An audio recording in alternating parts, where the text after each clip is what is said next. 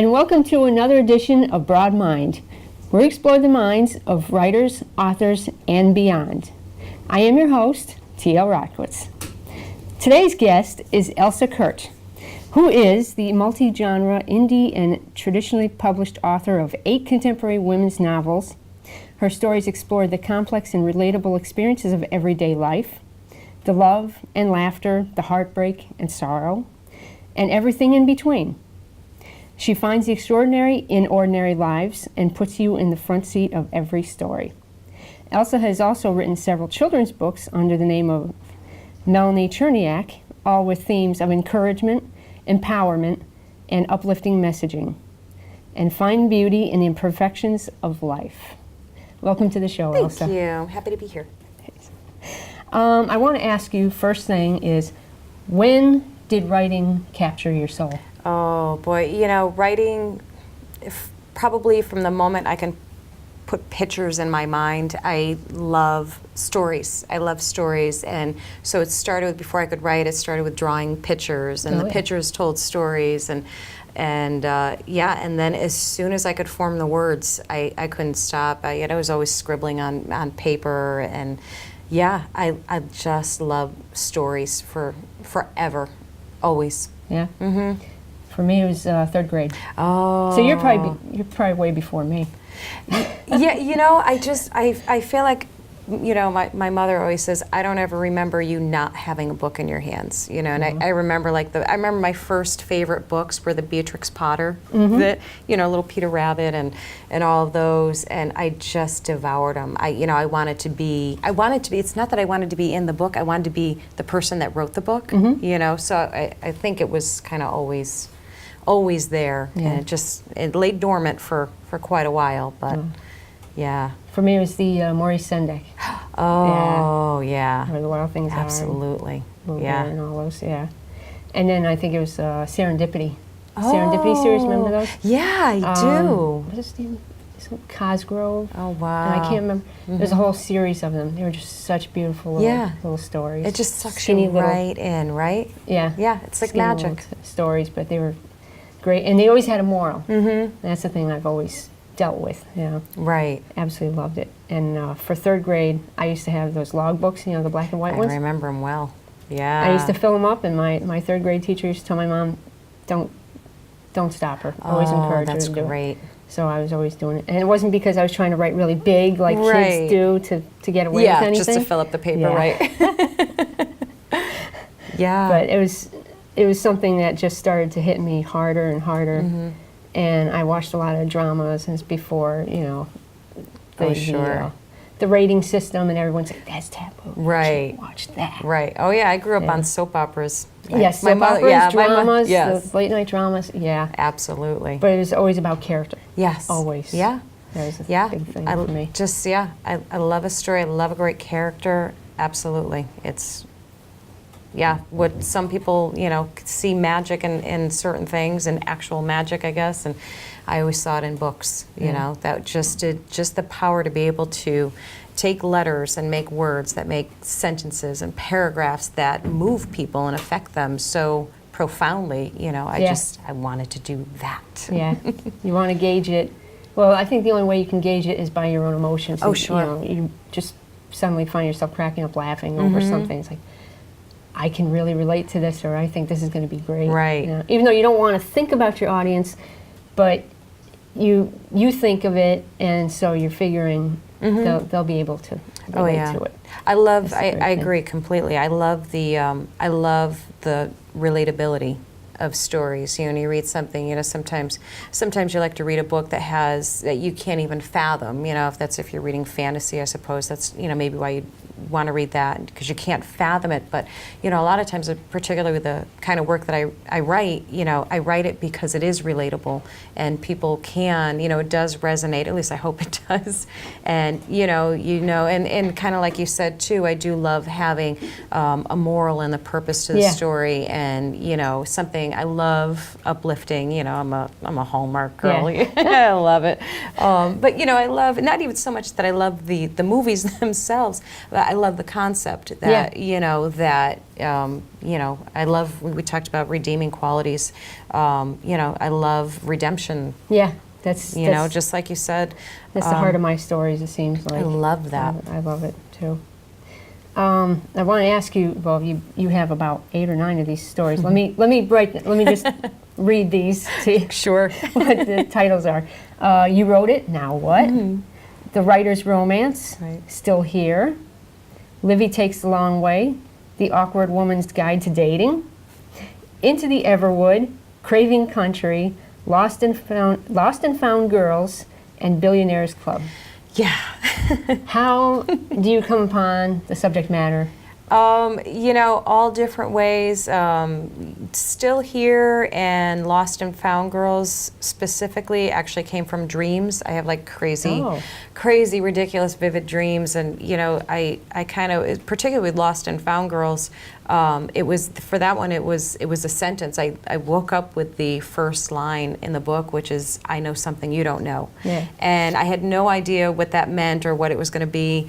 Or where it was going to go, and I just kind of wrote down the sentence, and it kept going, and it became a story, and I still to this day I give the they call it the elevator pitch. Yeah. When you try and tell somebody about your book, I give the worst elevator pitch for that book ever. It's embarrassing. I'll have to fix it, but I'm terrible at pitches. I don't even know. I can't. I just say I love this story, and I hope you do too. Yeah. But yeah, Still Here actually came from a nightmare. It wasn't even a dream. It was a terrible nightmare, and I had no intentions of writing a book with it. I just, I had this kind of goofy idea that it was so negative that I thought I was going to just kind of like write it down. I thought maybe I would like burn it or something, just to purge it. And I wrote it down, as much as I could remember, and then it became a story, and it ended up not being anywhere near a horror story. It was actually a love story, and I always kind of say that it's at the core of it, it's not a story about my husband and I, but at the core of it, it is kind of a love letter to my husband, basically. Yeah. And it became inspiration. Yeah, and it just it became something that it wasn't originally. Kind of right before my eyes. So. But yeah, so they come from everywhere, and a couple of them might come from real life a little bit of basis. Livy Takes the Long Way was really a personal, it was catharsis, to fictionalize some events in my own life and, re-examine them and just give them a new perspective, really, and just to explore it that way. And Awkward Adventures in Dating, yeah, I could say I've been there, done that, and I am incredibly awkward. So I may have a little bit in common with the main character, Kira, in there, who doesn't meet much success for a while there. Yeah. But yeah. I want to ask you, because I'm kind of in the middle of writing something. Do you ever have like coincidences that happen, or something where you're writing and somehow that subject comes up with someone and you discover that they relate to it? Oh, sure. It's like, wow. Yeah, absolutely. It's like, I know I'm on the right path. Yes. Like I mentioned that recently about something. I thought nobody's ever going to be able to understand what it is that I'm writing or whatever. And then I met someone this past weekend, and it's exactly just that. And I was like, wow. Oh, wow. Yeah. It is. I do. I feel like they're like little signs, little signals from the universe telling you, you're on the right track with it. So, and I look for that kind of stuff, especially with publishing. Even I had mentioned Livy, because there were some things in there that were personal, I couldn't decide if I wanted to release it or not. And, so I kind of did the whole ask the universe for a sign. And I got my sign, and, here she is. She's out in the world. Yeah. But for me, I like to draw upon like music or whatever. I hear certain lyrics, and all of a sudden it's like, I got an idea. Yes. Can you listen to music when you write? Yes. Yes, I do too. Oh, I do. And that's when my mind just starts going. The little gears in your head just start turning. Yeah. It's like, okay. And then all of a sudden I'm, say, for instance, on Facebook or whatever, and I subscribe to all these music-related pages, and the song that I happen to have in my mind or that I'm writing about that's playing on the overhead system in a restaurant, all of a sudden, there it is. There it It's is. like, how did that happen? Yeah, absolutely. I've stopped, and it's not exactly the same thing, but I've heard songs. I've been in a store, and I've heard a song, and I've just had to like stop. It's something I either haven't heard or Yeah. never really noticed. But I'll never forget. It was like a Bob Seger song. Yeah. You'll Accompany Me, and it was the first time I'd ever heard it. And I was walking through a store, and I actually like my the hair on my neck Yeah. stood up, and it just I can't tell you what it was about the song. It was the lyrics, it's the way he sang it, Yeah. and and I knew there was a story Yeah. somewhere in that, and yeah, music is Well, I think another thing about music is that we can relate to it because it's about writing. yes, So we're just instantly drawn to it. absolutely, So yeah. that's the thing. It's like, oh, those Oh, lyrics it's so speak to true. me, Mhm. and I can come up with a storyline or Right. just a part. And it's like, okay, my character can go through that exactly. Yeah, absolutely. Besides music and everything, do you have a method to your madness? I am, so I'm sure you've heard the term, there's pantsers and there's planners. Yeah. I'm a pantser, which just obviously simply means I fly by the seat of my pants when I write a story. Yeah. So no method to the writing. I mean, I used to be very, when I first started writing, I always say writing with intent, and I just mean like writing with intent to publish. Yeah. When I started writing with intent, I thought that the only time I could write was, when the creative mood struck, and I could be anywhere, anytime, no set schedule. And I did write Into the Everwood, I wrote like that. So it was like sometimes I wrote it at, 3 o'clock in the morning, and sometimes at 2 in the afternoon, Yeah. and on the couch or in bed or, outside. And there was no structure to it. And, then as I started reading more about the craft, Yeah. I started to understand that, some of these highly successful, well-known authors, say you really need to have a writing routine. Yeah. And I scoffed. I thought, I was like, there's no way, I can harness my creativity. Yeah. But, lo and behold, I actually love the structure of it. So that's probably my only version of having a method, is that I have a writing routine, which, in the morning, I get all my business settled in the morning, taking care of the dogs, all that stuff, got my coffee, and, I sit, and it's usually from about 10 to 2, and that's Wow. my writing time every day. Nice. I sneak in more whenever I can, but I do the word count. Do you try and do your word count? No. Yeah, I know. It's I work with dialogue Oh, mostly, so yeah. forget it. There's no yeah, rhyme or reason. I'm still torn about how I feel about having, checking my word count. Yeah. I do. I was finding that I was like hyper focusing on it, Yeah. so I kept looking. I'm like, oh no, okay, oh I'm at 1,005 words. Okay, oh I'm at 1,020 words. Oh yeah. So, but I'm balancing it out now, Yeah. But I could sit and write, for 8 hours straight. Yeah. And so if I don't put kind of a time limit on myself, my hair will be down to down to the floor. You turn into Rapunzel, Yeah, huh? exactly. Overnight. And I'll look all Yeah. crazy. My method is no method. No method. Yeah.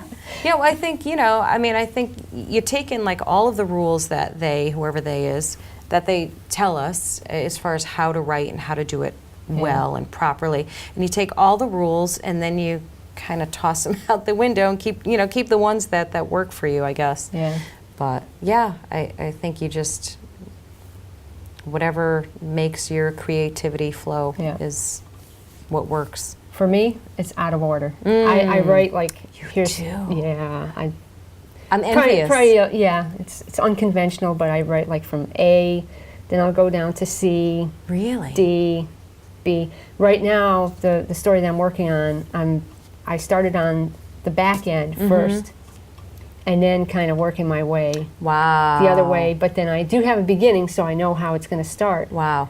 But then the middle, I want to find out what it is that makes me want it. Why you want to turn the page Wow.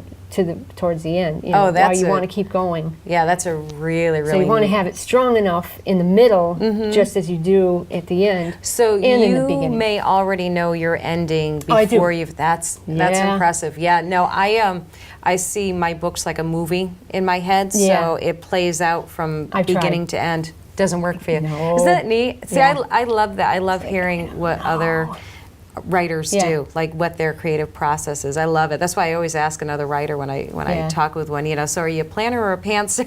Yeah. Some of them look at me like I'm crazy. Most of them know what I mean. Well, the one thing that always gets me, they say, "Oh, well, you're an author." I'm like, "I'm a writer." I don't.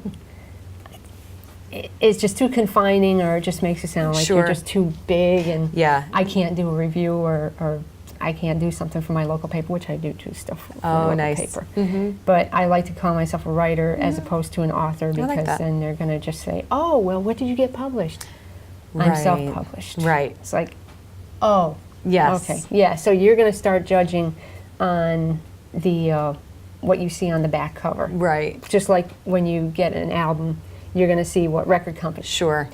No, No. and and the rules have changed so much with that. It's a and, story. Yeah, and indie writers, indie authors are getting a lot more respect. I mean, you look at some of Yeah. these. Noticed that.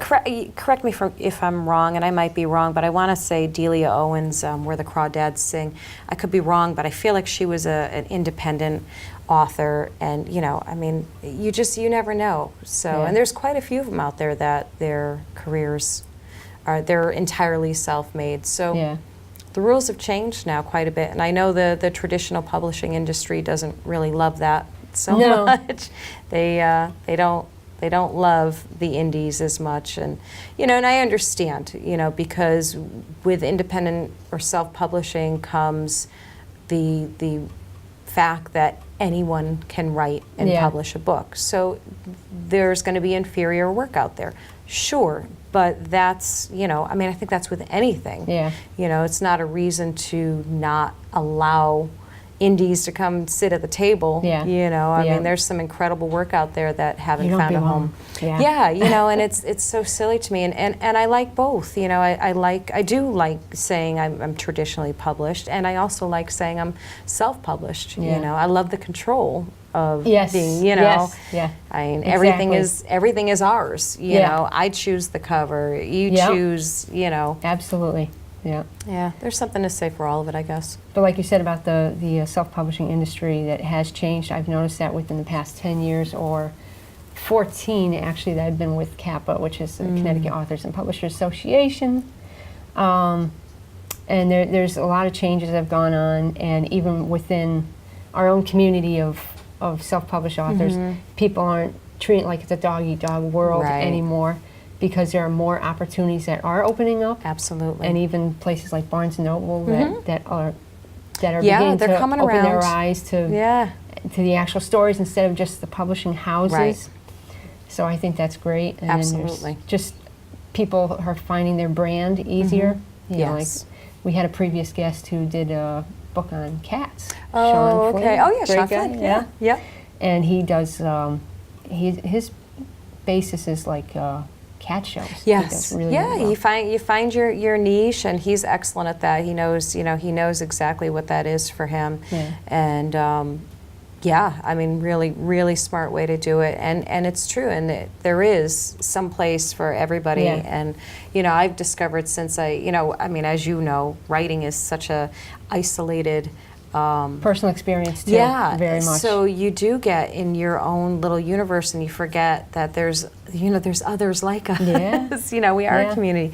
And once I started branching out and meeting other authors and going to like author conferences and all of those kinds of things, and joining CAPA, you discover like the writers community, the writers tribe, I like to call it, Yeah. is phenomenal. They're Yeah. so supportive and so helpful, and and there is a lot of putting the hand out to give a hand up to each other, Yeah. and let each other know when an event is coming up that Yeah. that they might be.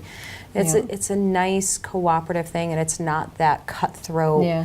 I'm going to get in line before you. Yeah. Attitude. It wasn't and always like that, though. It wasn't, and it's not. I mean, it's a pretty blanket statement. Of course, it's grown. there's still Yeah. people out there Yeah. that are just in it for and that's fine. There's room for everybody. If that's Yeah. your game, then go for it. But I've come across people who actually said fiction doesn't matter.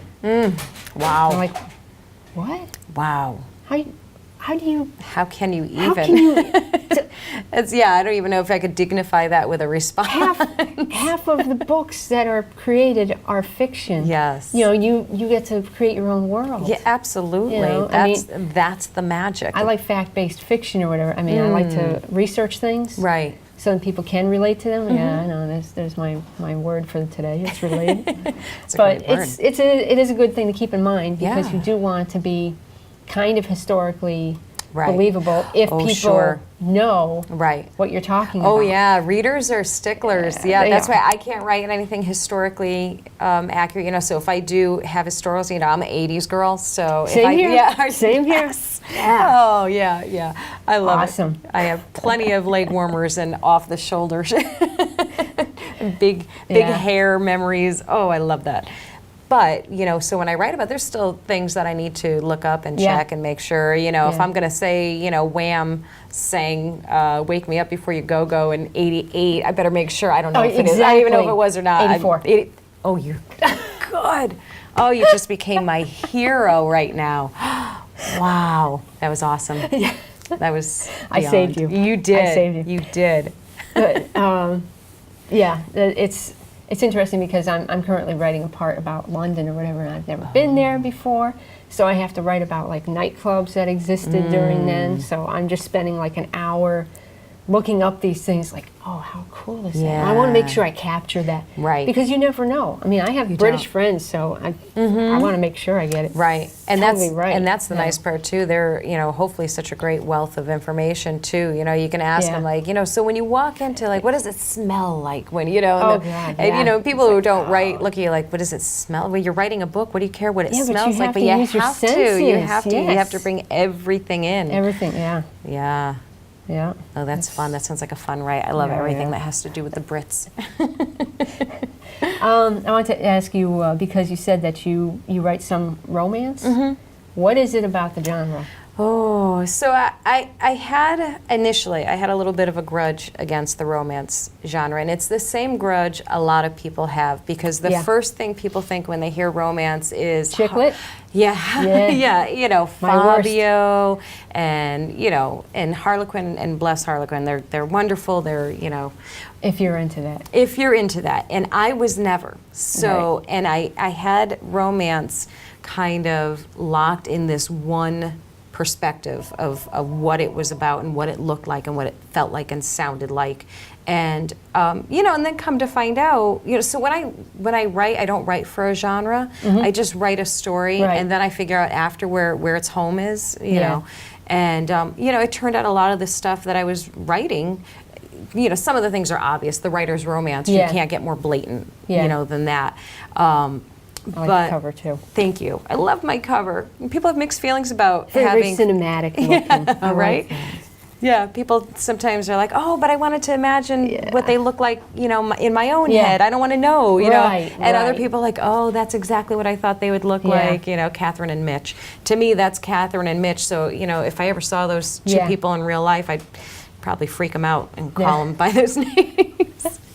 But, yeah, so, you know, I think at the heart of it, the truth of it is very few stories, especially when we're talking about fiction, very few stories don't have romance in them. You're right. So, you know, a There's romantic... some elements. Yeah, somehow absolutely. You know, I mean, included. you can, if you're even going to write about, you know, Abraham Lincoln, odds are you're going to write about his wife Yeah, and yeah, their yeah. relationship, you know, and that is, you're bringing romance in. I don't know if their relationship was romantic or not. I'm Yeah. not history-minded, so Yeah. I have no idea. But the genre is actually huge, and there's Yeah. so many subgenres to it, you know, and Yeah. there's a little space for everything. So I tend to call everything, I put the blanket statement out that Yeah. I write contemporary fiction, and I'll even go so far as to say I write contemporary women's fiction because it does appeal more to women. You Yeah. know, fact is a fact. Yeah. Men certainly can read it. They certainly can enjoy it. My dad read May's Cafe and A Season to Remember, and he loved them. And you know, but it's a saga. You know, it's a small town, and you're reading about all these different people's lives and how they intersect and Yeah. and intertwine with each other. But yeah, I've come to really love and respect the romance genre and the people Yeah. who write in it, and it's fun. They're a fun group, and they're funny though. There's rules to Yeah. To writing romance, which Yeah. happily ever after is a must, or at least happily for now. Yeah. That's Yeah, the must, and that's- if you don't do that, you are in very big trouble. You're going to lose your audience, You and they're will going to talk about it and lose- say, "Oh, Yes. this is such a depressing book. I Yeah. don't want to read." No, yeah. Absolutely. Well, it's always about word of mouth. Yes. Usually, it's not just about Amazon reviews. Some people Right. are afraid of them. Some have good reasons to be. Right. But you're right about the romance thing, because even in a thriller, there's always some element Yeah. of adventure, and Right. there has to be romance. There has to be, because it's otherwise it becomes kind of almost one-dimensional. You Right. lose an aspect of the story, because in what part of our lives are we not either looking for romantic connection, Yeah. Or an intimate connection with somebody, It's or real life. It's real It life. is real life. So I So don't you can't- know yeah. how you can have a believable character Yeah. where there isn't romance Yeah. involved. So that might be my way of kind of worming around Yeah. it, but. No, I've kind of fallen in love with the romance genre, Yeah. my version of it. Yeah. Because I was going to say, I think the thing that people really are fearful of, like myself, in regards to that genre, is the stereotyping. yes, I think that's a major thing. It's yes, so my cover has to look like right, this shirtless, guy, the yeah. shirtless with the. This is what I say, with the egg carton abs Yes, exactly, and the tattoos. right, And it's like that's not what I do. right, It's not. Yeah. No, that's not my character. I don't write anything that's current day. Not to be fuddy-duddy, but I can't relate to it. right. Yes, boys and girls, that's the word today. Relatable. No. But I can't do it. I can't write about Yeah. going And I think that's a great thing to know about yourself and your writing style, and that what your comfort level is, and just where your home is Yeah. in writing. Because I think when you try and write something that isn't authentic to Yeah. what matters to you and what resonates with you, then it'll come across. Yeah. They'll see it. You'll know it in Yeah. the writing. I tried for like a hot second. I haven't given up on it, but I tried for a hot second to write horror. I just wanted to Oh. try my hand at it, and Yeah. I couldn't even bring myself to make anything bad happen. So, right there. There's a told certain me. way you kind of have to graduate to that. You Yeah. have to have a character that really deserves to be offed. Right. I know. Sometimes. And Or- that's, I have a Yeah. really hard time with writing characters that have no redeeming qualities. Right. That's really tricky. When I Yeah. wrote Still Here, there's a character in there, and he's a pretty, he's a pretty one-dimensional character, because I didn't want anybody to feel any sympathy or Any attachment, no yeah. attachment to him. Yeah. He's kind of a transient character who has a pivotal role, but he needed to be just a straight villain. Yeah. And and that was a challenge for me. All the other characters, because you're so used to building characters and creating them and bringing them to life, and here's a guy you're basically telling him to stay flat on the paper. Yeah. Other than this one dimension. Yeah. And so it was tricky. Okay. We're kind of running out of time as we're enjoying this so Yeah. much. Where can people find your books? Yep, so everything, you can go to my website, which is elsakurt.com, and you can find them on Amazon and barnesandnoble.com, or you can find them in that bookstore and more in South Windsor, and in She Shed Creations in East Hampton, and in that bookstore in Weathersfield. I'm so impressed that I remembered to say Very all nice. of them easily. Are you working on anything now? I am. I'm a little bit of a wild woman. I have like 3 projects going right now. Oh, nice. And Nice. I bounce. 2 of them are titled, and the third is the third book in the Welcome to Chance series, which the first book comes out June 4th. Oh, wow. So, and that'll be May's Cafe, and it's going to be, I had this crazy idea to do a 6-book series before I had even finished writing the first book. Oh. Yeah, it was a little wacky, so now I'm pretty committed to it. Yeah. Wow. It was good, though. I put the pressure on myself, and, you know, I do that. I put deadlines on myself, and I tell the world what they are. Yeah. Wow. Well, we've run out of time. All right. But I want to thank my guest, Elsa Kurt. Thank you so much. Yeah. Thank you for having me. It was an absolute joy. I loved So, it. Thank you so much. When you come out with your new one, come back. I would love to. Thank you very much. And I am T.L. Rockwitz. This has been BroadMind. Until then. We just go on and on.